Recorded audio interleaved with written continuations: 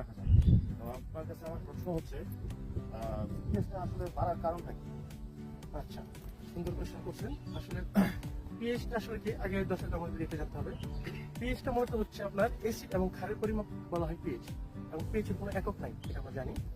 তো 7-এর নিচে আসলে সেটা অ্যাসিড, আর 7-এর উপরে গেলে সেটা ক্ষারীয়।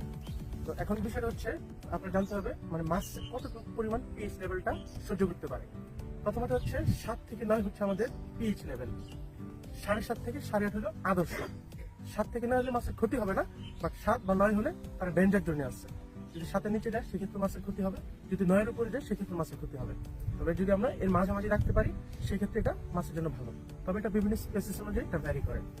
তো প্রথম কথা হচ্ছে যে আপনার যে পুকুরগুলো আপনি বলছেন পিএইচ কেন বাড়ে, পিএইচ বাড়ে বেশ কয়েকটা কারণের মধ্যে একটা মেজর কারণ হচ্ছে ম্যানেজমেন্ট।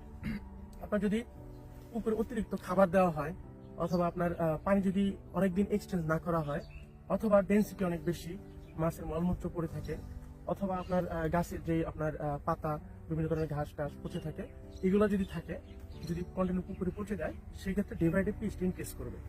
এখন আপনার এই পুকুরগুলো আমি যেটা অবজার্ভ করলাম, এই পুকুরগুলো সাধারণত আগে যে চাষ করেছে সে হয়তো অনেকদিন যাবত পুকুরগুলো শুকায় নাই, আর না শুকানোর ফলে যেটা হচ্ছে মাটিতে একদম এক ধরনের গ্যাস তৈরি হয়ে গেছে অতিরিক্ত, এবং পলি জমার কারণে যখনই আপনি পানি দেন এটা দ্রুত পিএইচটা